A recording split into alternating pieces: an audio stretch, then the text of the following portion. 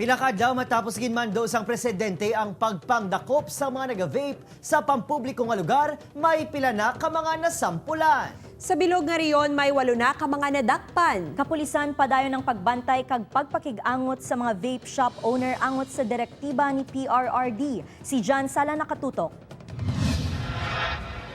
Humalinyagid papanaog ang mando sang Philippine National Police nga dakpo ng mga nagagamit sang vape sa mga pampubliko nga lugar, 8 na ang nadakpan sa bungos nga Western Visayas. 4 diring nadakpan sa syudad sang Iloilo, 3 naman sa probinsya sa Aklan kag 1 sa Antique.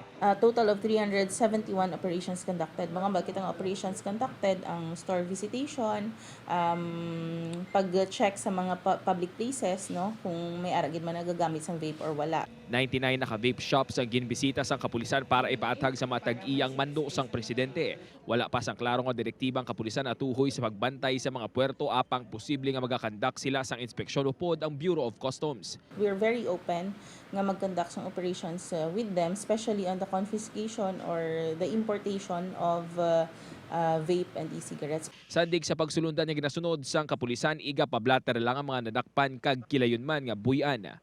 Upuod kay Cirilo Renduque, John Sala, One Western Visayas.